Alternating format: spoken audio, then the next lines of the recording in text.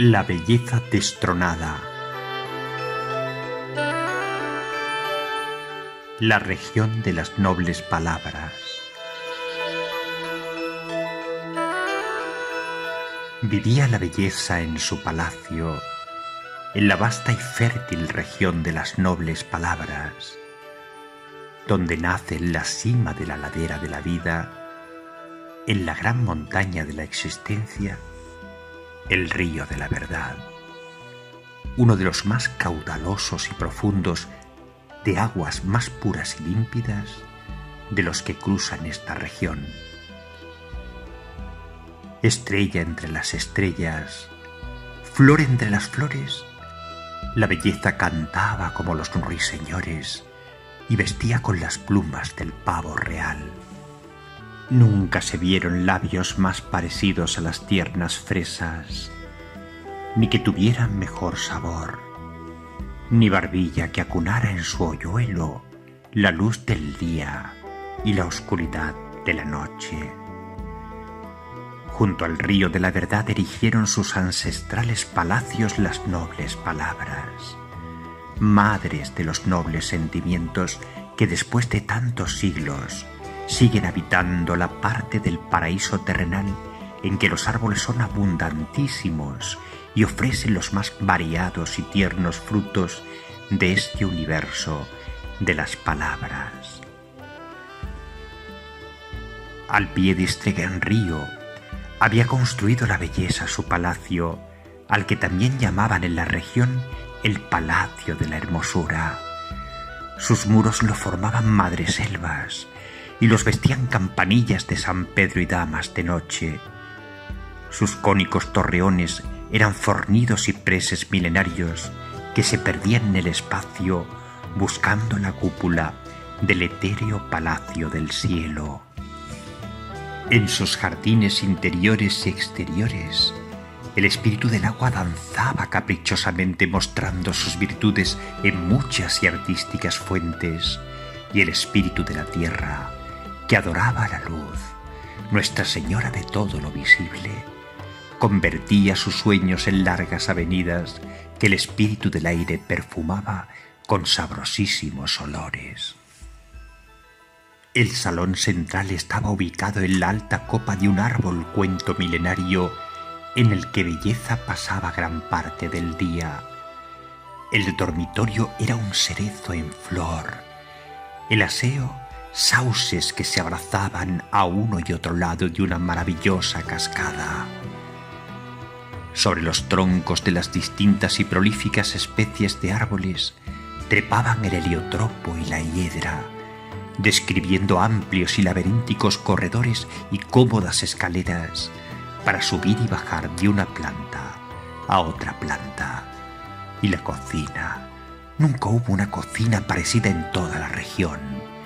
Preciosos huertos a la sombra de árboles frutales, higueras cargadas de brevas que dormitaban bajo los dátiles de las palmeras, acacias que acariciaban con sus largas ramas pequeñas madroñeras, bayas silvestres que se abrazaban fuertemente a los troncos de los naranjos que llovían azahares sobre el tomillo zarzero, árboles que servían exquisitas frutas en grandes hojas de ficus y magnolios a las nobles damas que visitaban la región.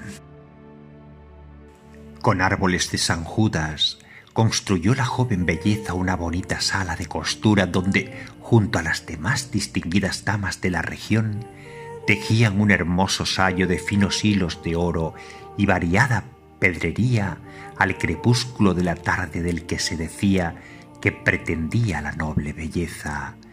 Las damas no pensaban en otra cosa que en protegerlo del frío, de los maravillosos ocasos del otoño. Cada día, al atardecer, la joven bajaba hasta los siclamores para recibir a sus amigas. Pronto, El espíritu del aire les traía el sonido de la armónica de la alegría. Siempre era la primera en llegar. Decían que esta noble dama había construido su palacio en una florida dehesa.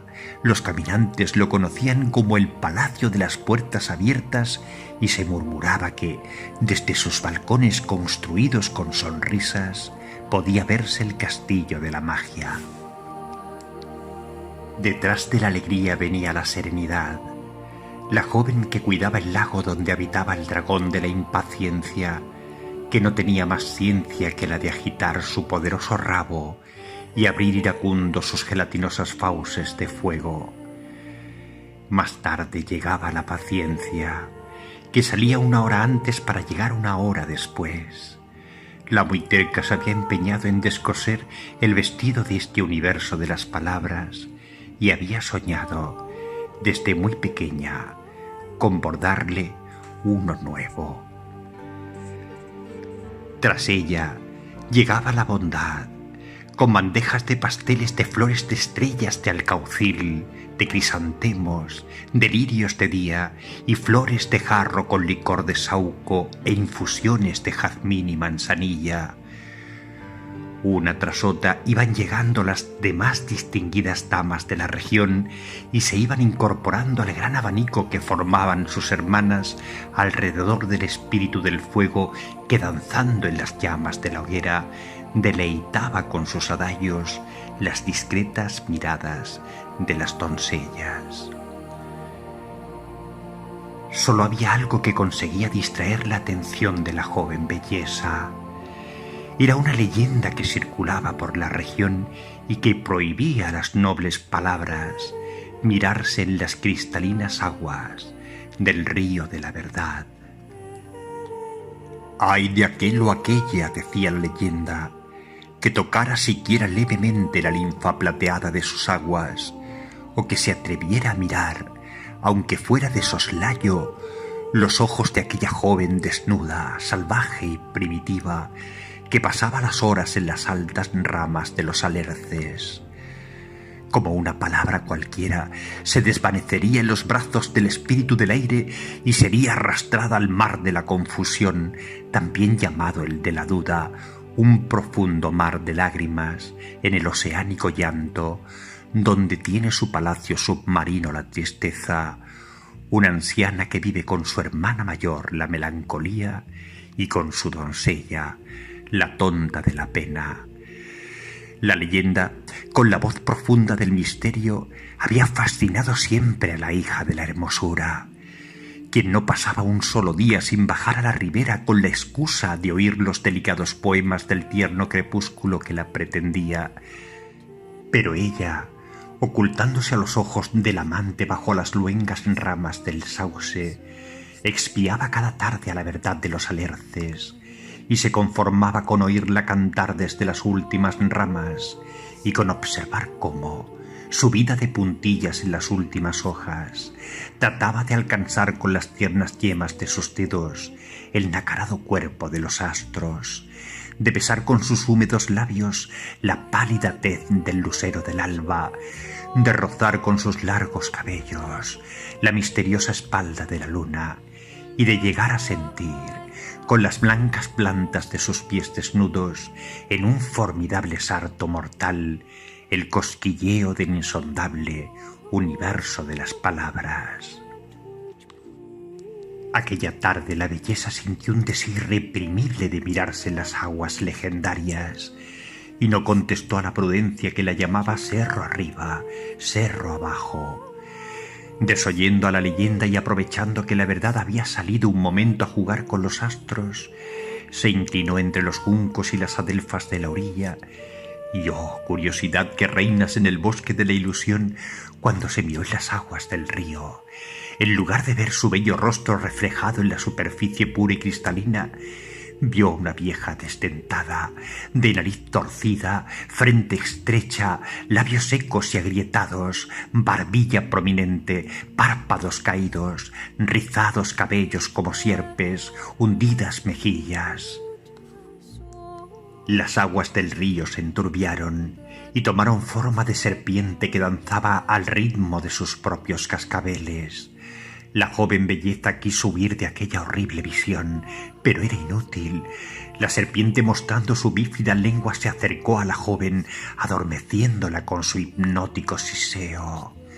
Luego fijó sus negras pupilas sobre las niñas asustadas de los ojos de la joven, que temblaban escondidas tras sus párpados, pudiendo ver, aterrada, cómo se abrían las infernales pupilas del Ofidio y cómo era irremediablemente atraída a la caverna oscura que formaban sus anillos, cayendo en una espiral interminable hasta el fondo de la cola, donde escuchó por primera vez el aullido arrebatador del miedo feroz del océano entre el mágico y a la vez terrible sonido de los cascabeles.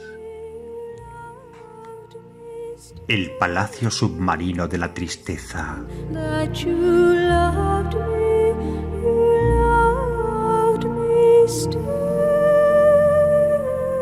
Despertó en el interior de una alcoba acuario, sobre un colchón de esponjas de mar. Las sábanas eran anémonas y la almohada confeccionada con gorgonias que se ocultaban de los lirios de mar que iluminaban la estancia. A su alrededor pululaban las lágrimas, hijas de la tristeza. Unas se le descolgaban de las pestañas cayendo suavemente sobre sus mejillas, reagrupándose luego en la comisura de sus labios. Otras, más temerarias y arriesgadas, se empujaban desde la mismísima punta de la nariz, cayendo al vacío. Las más aventureras exploraban el hermoso valle que formaban las simpáticas montañitas de sus senos y se zambullían luego en el redondo hueco de su ombligo. Algunas, las más perezosas, iluminaban con sus juegos los amplios patios de sus ojos azules. Más allá, junto al balcón, vio una dama que leía un libro de pasta de coral. Llevaba un largo vestido salpicado de estrellas de mar y un hermoso collar de orejitas de la suerte con fantásticas espirales. En sus manos sostenía una caracola en la que decía que podía oír los cantos vagos y remotos de la lejana tierra. Era la dama Melancolía, hermana mayor de la tristeza, quien pasaba los días en los exóticos carruseles de los caballitos de mar y a la que conocían bien todos los sauces de la tierra. Tristes noches, dijo la dama Melancolía, con la profunda voz de los océanos. Muy tristes, tan triste como la canción del joven sueño, que sólo vive pensando en cruzar el mar de la confusión y en tocar siquiera levemente una sola vez la fina arena de las playas donde vive su adorada realidad. Te ahogan mis sobrinas, ¿no es así, mi niña? Yo te traeré el aire en mi caracola y te enseñaré a mirar lejos, muy lejos. Tristes noches, sí, querida niña, tan triste como la danza de las algas en las profundidades marinas, tan triste como oír cantar en el fondo del mar a las pequeñas lágrimas. Pero la niña de los cabellos dorados, dijo entusiasmada la Melancolía, subirá a las espirales de mi caracola y comandará el puente de mando del espumoso barco de las olas y oirá el crujir de la tierra y la voz bramadora del viento allá arriba. Ven, acércate, le invitó la dama. Escucha en mi caracola y mira por mi ventana. La joven belleza, levantándose de su colchón de esponjas de mar y cubriéndose con la sábana de anémonas, caminó hasta el balcón y tomó en sus manos a la caracola de la hermana de la tristeza. En ella pudo oír el vago y remoto canto de la lejana tierra.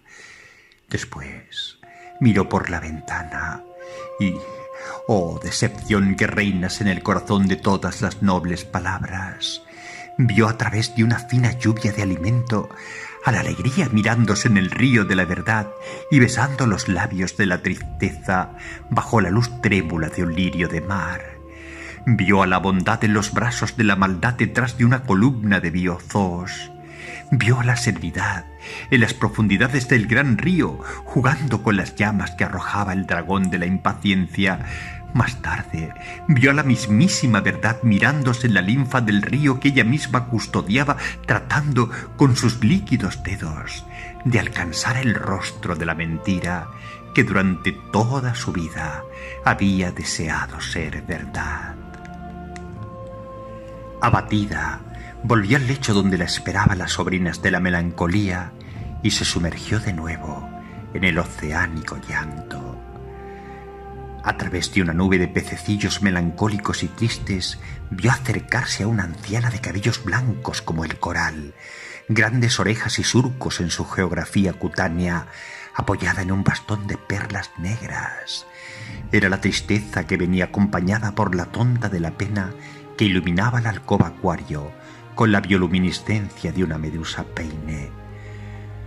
«Ya, ya, ya», decía la vieja apartando los cabellos de los ojos de la joven.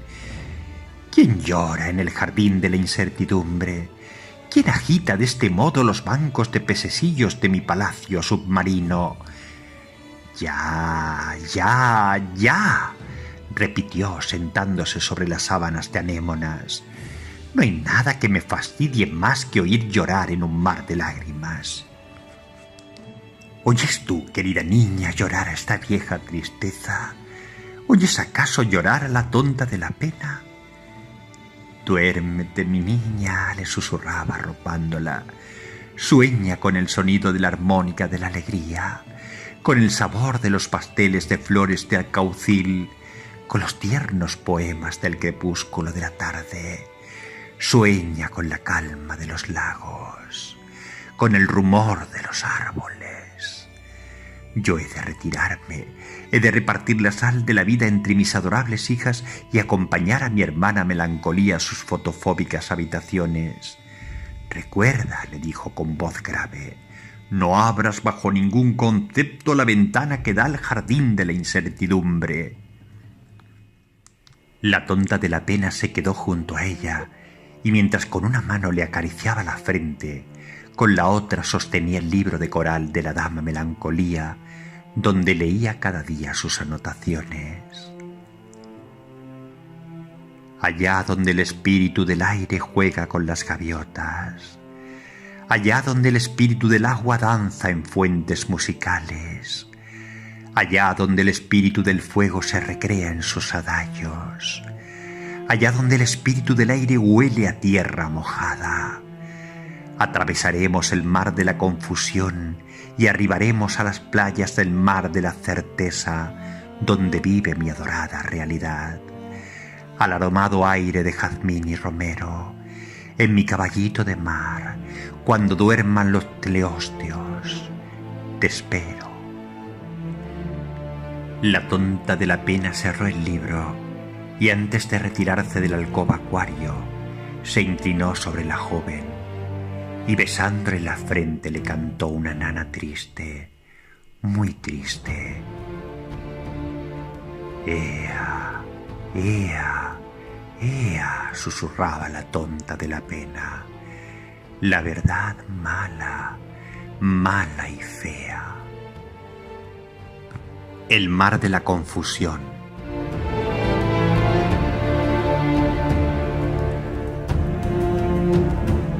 Allá donde el aroma de jazmín y el romero viajan en las áuricas alas del espíritu del aire, allá donde los ígneos rayos regalan cálidos besos a la arena, ¿quién quiere montar en mi caballito de mar? La joven que dormía profundamente y que en esos momentos soñaba con las olas rompiendo en los arrecifes, con el batir de las alas de las gaviotas en la cala, con el crujido de las ramas de las palmeras en la playa, oyó la voz de la doncella de la tristeza que en el jardín de la incertidumbre la esperaba. «En mi caballito de mar, cuando duerman los teleostios, te espero». La joven improvisó un vestido con las sábanas de anémonas y con un lirio de mar en la mano caminó hasta el balcón de la dama Melancolía. Desoyendo la advertencia de la vieja Tristeza, abrió la ventana que daba al jardín de la incertidumbre y saltó sobre la grupa del Hipocampo, aferrándose fuertemente a la cintura de la Tonta de la Pena y adentrándose en las profundas aguas del mar de la confusión. Yo sé, leía la Tonta de la Pena, sujetando con una mano el libro y con la otra las bridas del Hipocampo, que soy querida por todos y que por nadie soy amada. Sé que vivo perdida en el mar de la confusión, cuando en el mar de la certeza ya fui encontrada, que soy todo, que soy nada, en el corazón de mi amante, que me ama y no me ama. Todavía se vislumbraba en el fondo abisal el palacio submarino de la tristeza, cuando de repente las aguas se tornaron viscosas y opacas y se oyeron los lamentos del oceánico llanto y las sublimes lágrimas de las pesadillas. Las pesadillas eran las sirenas del mar de la duda. Sus cabellos eran nidos de serpientes marinas. Sus ojos de Cheiudus vigilaban las profundidades con sus terroríficas miradas, mientras sus bocas de teleósteos mostraban abiertas hileras de finos dientes amenazadores. Los dragones de mar les servían de cabalgadura y se hacían acompañar por una legión de calamares vampiros que portaban medusas aguamalas como estandartes. La doncella de la tristeza abrió el libro de coral y leyó dirigiéndose a las pesadillas. Bellas estrellas negras de las profundidades abisales, lo oscuro también es una realidad clara, una contundente realidad. La verdad es también el principio de la víbora. Vivid vuestro sueño y no el de la víbora. Cada uno caminad por vuestro lado. Las pesadillas desaparecieron, las aguas se calmaron, la Tonta de la Pena regaló un pez globo a la belleza y prosiguieron el viaje. Es cruel, leyó la Tonta de la Pena, amar y no ser amada, mientras la adorada niña busca su amado sueño en las aguas del río de la verdad. Este busca en las playas del aire a su adorada realidad.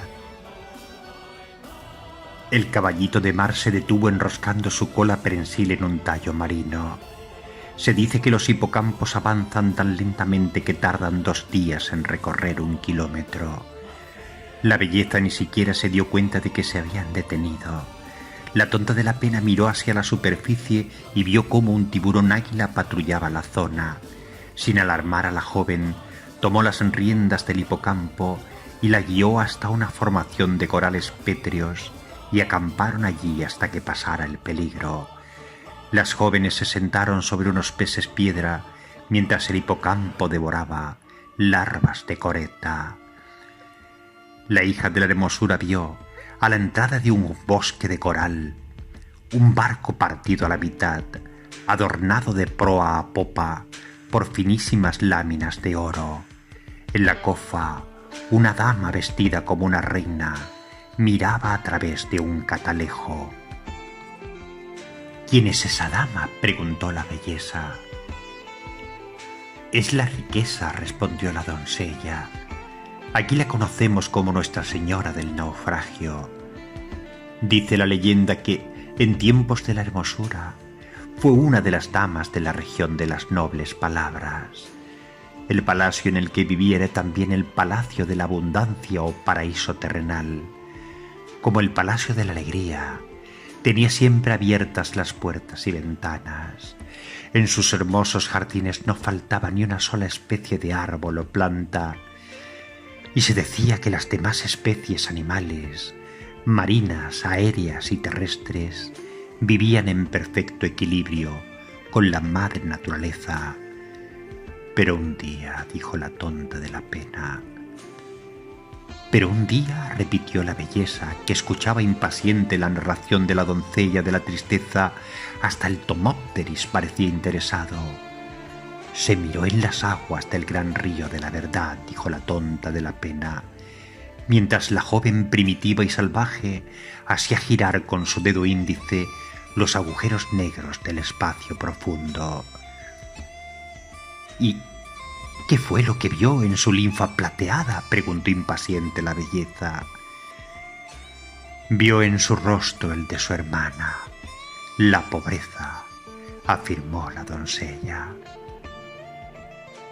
Un día la fortuna, madre de ambas, partió allende los mares siguiendo las huellas de su hermana, la buena suerte, a la que hacía siglos que no veía, dejando solas a sus dos hijas bajo la tutela de la mala suerte, aunque eso sí, habiéndoles repartido a partes iguales la herencia.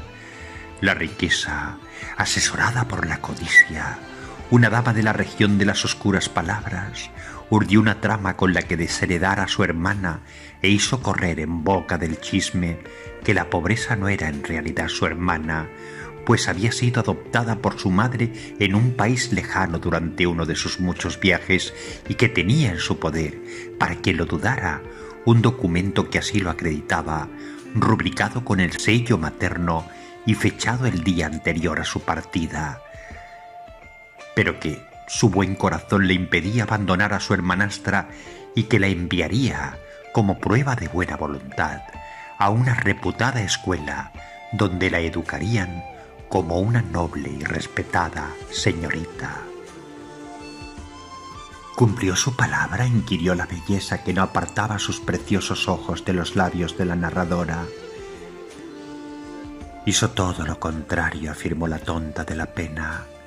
Desde entonces, mientras la riqueza y sus oscuras amigas de la región de las innobles palabras, ambición, avaricia, usura, traición, deslealtad, se entregaban a los desenfrenos de la lujuria y la gula, la pobreza araba los campos, regaba las plantas con el sudor de su frente, amasaba con sus doloridas y encalladas manos la harina que traía todas las mañanas el trigo, pisaba la uva con sus pies descalzos, recogía con sus amoratados dedos las aceitunas, cuidaba los jardines, servía las mesas, vestía las camas.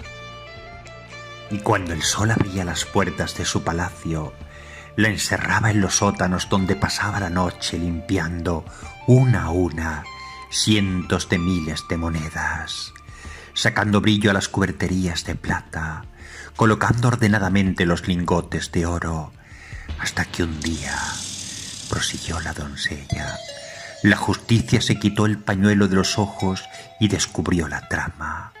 Por aquel tiempo la justicia aún no se había quedado ciega, y fue ella quien, reuniendo a todas las damas de la región de las nobles palabras, propuso condenarla a surcar en la goleta del engaño el oscuro mar de las lágrimas. ¿Y qué ocurrió después?, preguntó la belleza. ¿Qué fue de la noble pobreza? ¿Volvió la riqueza a su palacio? Dicen, continuó la narradora, que antes de partir desterrada, cargó la goleta con tantas monedas, joyas y objetos valiosos, que a unas millas de la costa, la goleta se partió en dos pedazos, hundiéndose para siempre en lo más profundo del mar de la confusión.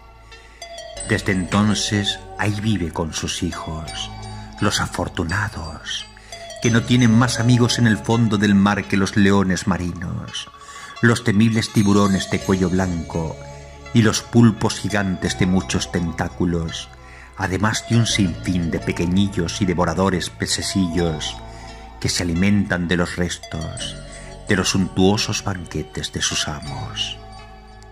«Pobre riqueza», exclamó la belleza exhalando un suspiro. «¿Y la pobreza? ¿Fue liberada de su esclavitud?» «La pobreza», dijo la doncella, «se fue a vivir con su tía la mala suerte y se dedicó durante toda su vida a hacer lo único que le habían enseñado, servir. Yo misma soy una de sus numerosísimas hijas. Lo único que siempre le he reprochado a mi madre todos estos años es que ni un solo día dejó de pensar en su hermana, a la que admiraba y quería. Pero vamos, querida niña, pongamos rumbo al castillo de la magia. Qué triste, leyó la tonta de la pena, es amar a quien no nos ama. Pero ¿hemos de dejar de amarle por solo esta razón? Montaron de nuevo a la grupa del hipocampo y prosiguieron el ascenso. Se encontraban ya en zona fótica y la luz, señora de todo lo visible, cantaba el aria de la fotosíntesis a las algas marinas.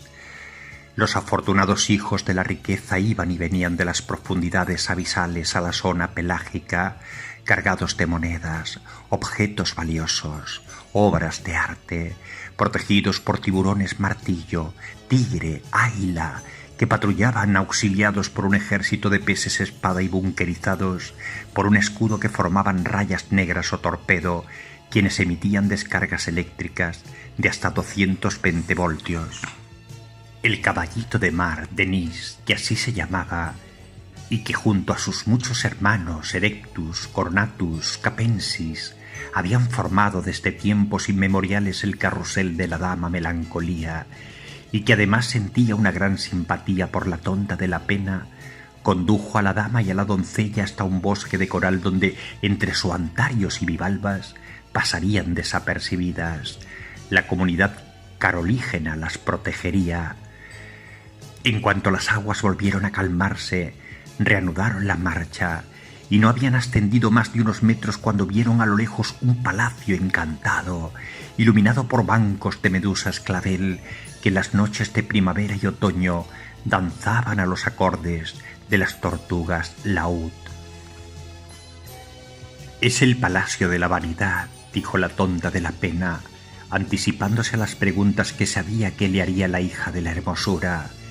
«Se trata de una oscura dama de la región de las innobles palabras». Era el solsticio de primavera, y como todos los años, la vanidad convocaba las oscuras palabras y a los rufianes sentimientos a la ceremonia de su coronación como reina de las fiestas. Las damas y los caballeros esperaban a las puertas del palacio a que el balcón se abriera.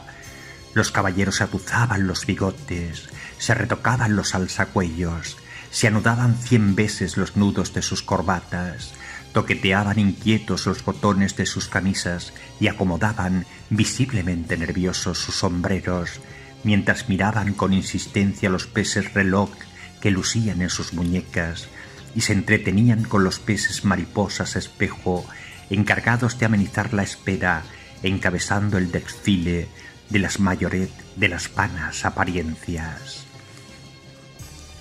Entretanto, las damas empolvaban sus narices, recomponían con sus dedos sus tocados, vigilaban sus bolsos, jugueteaban con las perlas de sus collares, se pintaban disimuladamente los labios, coloreaban sus mejillas, se pasaban el lápiz de ojos y trataban de mantenerse firme sobre sus incómodos zapatos.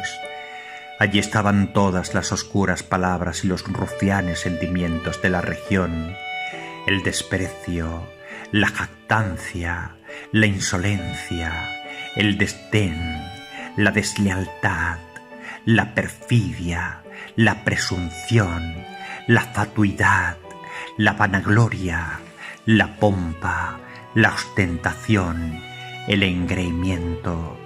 Todos miraban expectantes hacia el balcón que permanecía cerrado.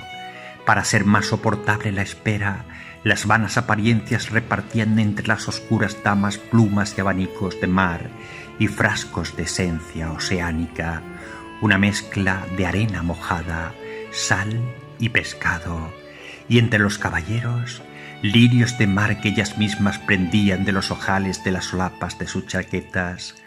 Un caracol bocín anunciaba la inmediatez del gran acontecimiento. Los peces payasos repartían falsas sonrisas entre los invitados. La tonta de la pena y la joven belleza, escondidas tras un árbol de suantarios, contemplaban el esperpéntico espectáculo. Una dama llamó la atención de la belleza. Lucía un exagerado vestido pomposo y anticuado y caminaba apoyada en un trípode, tratando a codazos de alcanzar la primera fila. —¿Y esa dama? ¿Quién es esa dama? —preguntó la belleza. —Es la envidia —respondió la nieta de la fortuna—, otra oscura palabra de la región.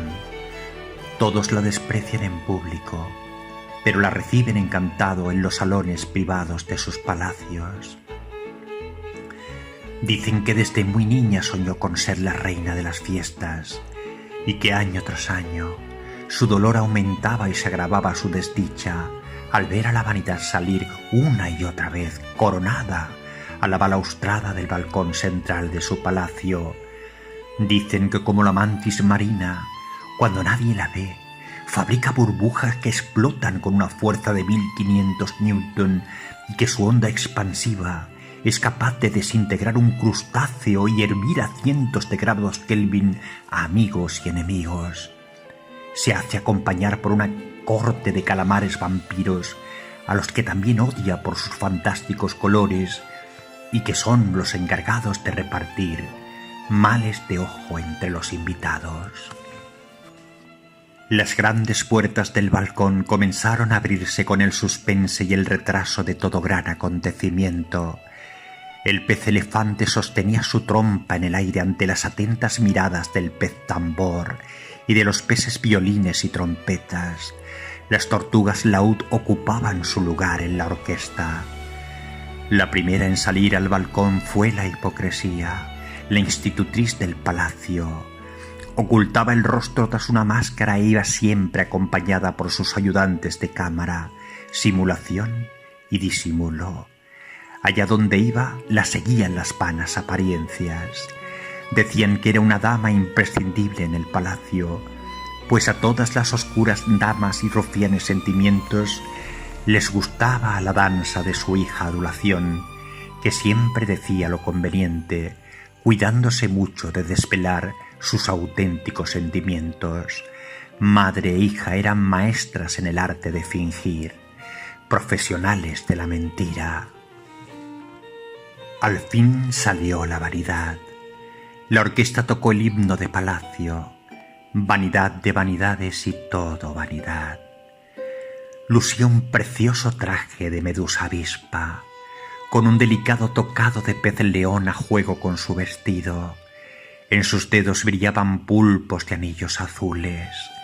Salió flanqueada por sus dos hermanos, Orgullo y Arrogancia. Esta última siempre enfadada porque desde pequeña se consideró mejor que su hermana. La envidia y la arrogancia eran íntimas amigas y ambas conspiraban cada año por el trono. Un pez payaso que llevaba un pez globo atado a su aleta impedía a la joven belleza ver la protocolaria ceremonia. El pez globo bobo la miraba fijamente a los ojos. La tonta de la pena lo reprendió con su mirada. Y oh curiosidad que reinas en el mar de la confusión. Cuando se liberó de la mirada del pez bobo, puso sus ojos en el balcón y vio en el rostro de la vanidad su propio rostro. Palideció presa del pánico y se desvaneció sobre un pez piedra. La tonta de la pena se apresuró en auparla a la grupa de Denise y pusieron rumbo al castillo de la magia. La doncella de la tristeza tomó el libro de la dama melancolía y abriendo al azar leyó: Cuando el día pierde su luminosidad y en la noche desaparecen los fuegos artificiales, detrás de la fachada de la vanidad, vanidad de vanidades. Cuando la belleza despertó estaba muy cerca de la zona pelágica. Vieron pasar una carabela portuguesa que navegaba buscando las cálidas aguas de la superficie.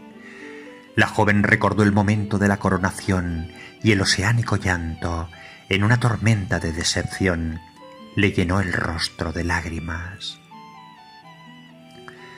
Las aguas se agitaron hasta el punto de descabalgarlas. Denise, llevado por la corriente, se perdió de nuevo en las profundidades marinas. A la deriva, Se dejaron llevar hasta alcanzar uno de los 90 tentáculos de un Nautilus Pompilius que las llevó hasta un arrecife de coral. Se aferraron fuertemente a un pejezapo que comía pulgas marinas en el arrecife y esperaron allí hasta que amainase la tormenta. La tonta de la pena puso en manos de la belleza el libro de la dama Melancolía y la invitó a que leyera. La joven abrió el libro y leyó. La belleza despliega sus alas como el pavo real. Miradme, exclama, soy toda vanidad, persigo rayos de luna, poder, riqueza, fama, gloria, vanidad de vanidades y todo vanidad. No hay nada nuevo bajo el sol, ni nada viejo que no desee brillar. Cuando el pavo real, terminada la fiesta, repliega sus alas, la humildad se encoge de hombros. Solo sé que no sé nada. Estaban cerca de la entrada a la gruta de la angustia, único lugar por donde podían acceder a la superficie. Las preciosas piernas de la joven belleza temblaban bajo la sábana de anémonas con que se cubría. Nada más asomar la noble cabeza a la angosta entrada de la gruta, creyó oír a la prudencia llamándola desde los cerros y la profunda voz de la leyenda prohibiéndole mirarse en las aguas del gran río de la verdad. También creyó oír la advertencia de la vieja tristeza para que no abriera la ventana que daba al jardín de la incertidumbre. Sintió el plácido aroma de la libertad al mismo tiempo que percibió el gélido aliento del miedo en su nuca. Entonces recordó las palabras de la dama del libro de coral. Te ahogan mis sobrinas. No es así, mi niña. Yo te traeré el aire en mi caracola. Por fin, la tonta de la pena ayudó a la joven belleza a alcanzar la superficie. La dama en el ascenso había perdido su traje de anémonas. La nieta de la fortuna cubrió su desnudo cuerpo con un pañuelo de estrellas de mar. Durante un buen rato creyeron caminar bajo una noche cerrada, sin luna. Apenas se veían la una a la otra. Sin embargo, muy pronto se dieron cuenta de que se encontraban en el interior de una gruta y caminando en la oscuridad más absoluta, se dejaron guiar por varias hogueras encendidas a lo largo del camino. La tonta de la pena cubrió su hermoso cuerpo con un chal negro. En la primera de estas hogueras, la vieja enfermedad acunaba en su regazo a los siameses univitelinos dolor y sufrimiento, y les contaba historias sobre células devoradoras y asesinas que, en una orgía o caníbal, se comían las unas a las otras, de microscópicas bacterias capaces de derribar organismos enteros, de neurotransmisores que colapsaban arrojando a la cordura los brazos de la locura, de sangre que se convertía en agua, de bellos ojos azules sitiados por el glaucoma, de cuerpos jóvenes y bellos que se pudrían en la tierra. Y después, para dormirlos, les cantaba la nana de las endorfinas y les hablaba de prados verdes y floridos que al final de la existencia dibujaba la morfina. Prosiguieron su camino hasta la hoguera donde la vejez tiritaba de frío. Los lugareños llamaban al lugar donde vivía la cueva de los cristales rotos. La vieja abominaba de los espejos y solo la consolaba la danza del espíritu del fuego. Siempre tenía la sangre helada. Cuando levantó la cabeza y vio a la joven belleza frente a ella, el apagado y arrítmico latido de su corazón cabalgó unos segundos sobre su pecho, desbocado. Por su parte, la joven, al ver los ojos de la vieja, supo que aquella era la imagen que había visto reflejada en las aguas del río de la verdad. La barbilla prominente, las mejillas hundidas, las arrugas en la frente. Quiso huir de nuevo de la horrible visión, pero se quedó paralizada por el sonido estremecedor de los cascabeles, de la cola de la serpiente. La tonta de la pena la tomó de la mano y huyeron mientras la vejez les gritaba: «Tú, preciosa niña, eres hoy lo que yo fui ayer, y mañana serás lo que yo soy hoy. Huyendo de mí, huyes de ti. Nadie puede escapar a su destino. Nadie. Unos metros más adelante había otra hoguera. Nubes de murciélagos le dificultaban el camino. Los cuervos vigilaban en las esquinas. Cuando llegaron a la hoguera, la belleza se estremeció de horror. Los labios le temblaban, el sudor inundó las blancas palmas de sus manos, el pánico le cerraba la boca para que no gritara, las náuseas acomodaban su noble cabeza sobre sus muslos. El vértigo esperaba su turno. Aquella dama que se encontraba junto a la hoguera era la muerte, a la que también llamaban la innombrable. Llamar innombrable a una dama era la mayor de las ofensas.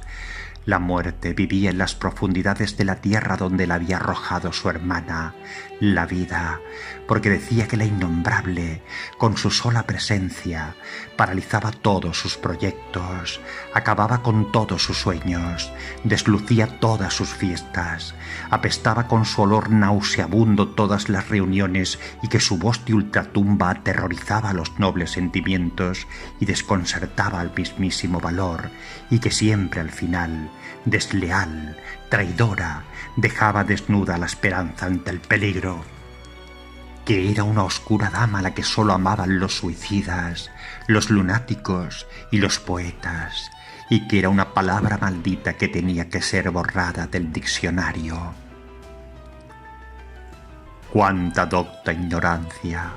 Malditas ilusas, murmuraba entre dientes la muerte, sentada en una pila de calaveras y dibujando con un fémur en la arena maravillosos mandalas que nada tenían que envidiar a los que pintaba el pez espinoso. Si abriesen los escotillones de la conciencia, se darían cuenta de que es la vida y no la muerte la que amenaza, asfixia, enferma, explota, extorsiona, mutila, tortura, asesina, que es la vida y no la muerte la expeditiva, demoledora y criminal, que es la vida y no la muerte la que humilla, avergüenza y decepciona. Sí, continuó resentida, la vida, la misma que acaricia, apasiona, inspira, nutre, serena, entusiasma e ilusiona. Mirad, dijo a las señoras, mirad cómo voy vestida. Este estúpido traje medieval me asfixia, y este maquillaje que palidece mi rostro hasta el espanto, yo que siempre estuve llena de vida. La tonta de la pena abrió el libro y leyó. Aquí es donde la muerte y la vida se dan las manos a escondidas, y la vida se cree muerte, y la muerte se cree vida. Fue finalmente la desesperación la que, haciéndole señas con una antorcha encendida, las condujo hasta el rostro de su amante, la esperanza que las guió hasta la salida. Por fin, delante de ellas, en lo más alto de la montaña de la existencia, en la frontera de las regiones de las nobles y las oscuras palabras, donde se unen sin mezclarse el mar de la confusión y el de la certeza, se encontraba el castillo de la magia. Alrededor del castillo había mucho movimiento. Los duendes, bostezando, se metían en las raíces de los árboles.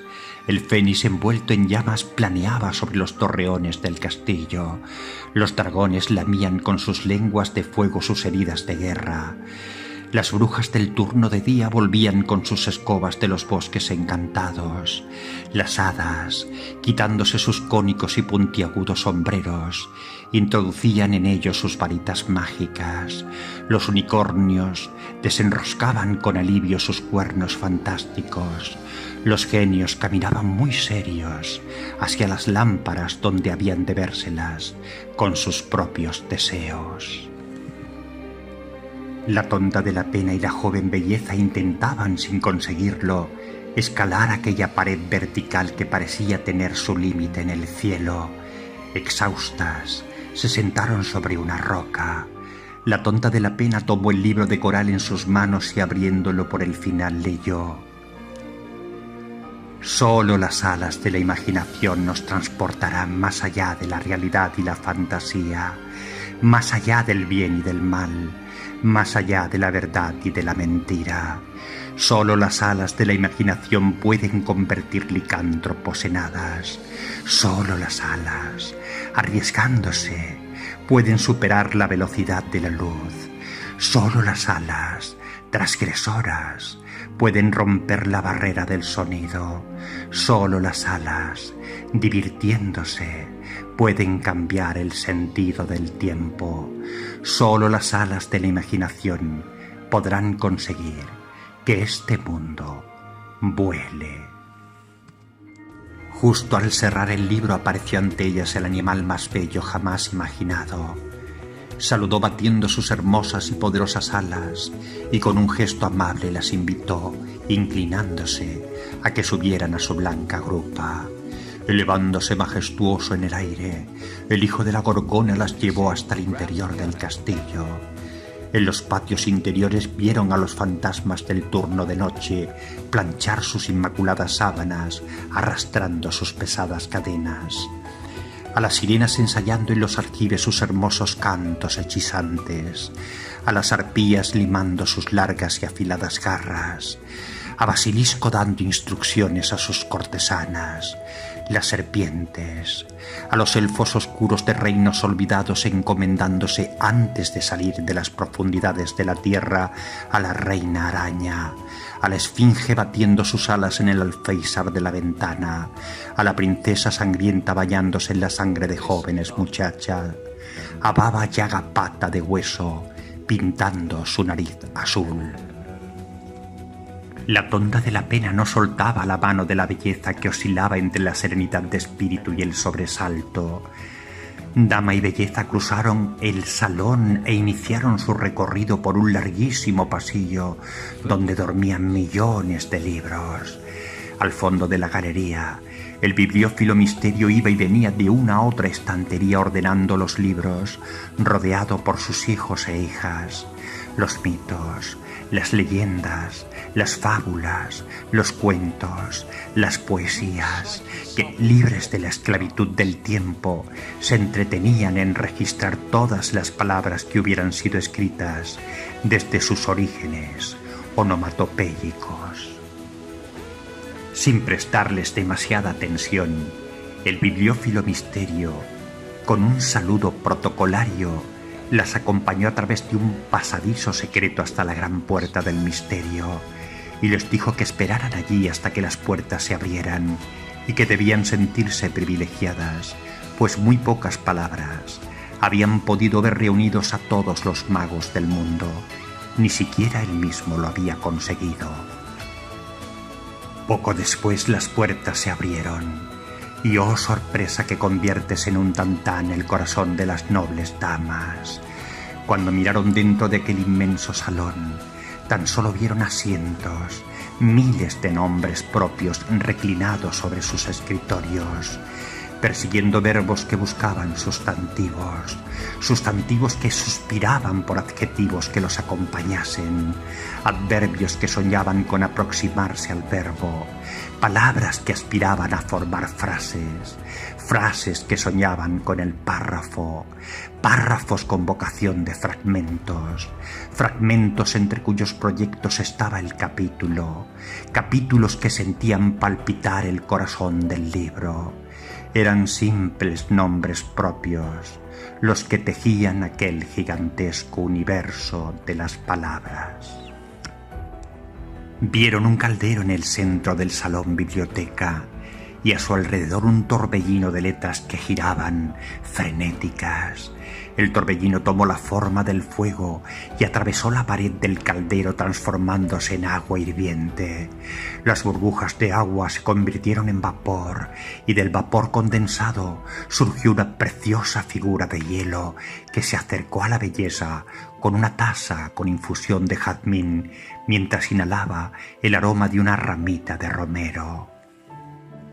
«Sí, mi querida niña», le dijo la figura de hielo, «todo lo que ves, valles, ríos, océanos, montañas, árboles, animales, todas las nobles y las oscuras palabras, libertad, bondad, servidad, perfidia, jactancia, vanidad, Todas están construidas con las letras que contiene este caldero.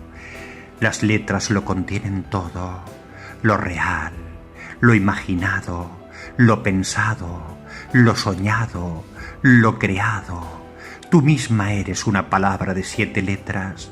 Con solo 28 letras hemos llegado a explicar y contar las estrellas del universo, las neuronas del encéfalo, las células del organismo. ¿No es maravilloso? El arjé de este mundo, querida niña, son las palabras, hijas de las letras. De las palabras nacieron las mitologías, los cuentos, las leyendas, las fábulas, pero también los tratados filosóficos, los mamotrecos jurídicos, los paradigmas científicos.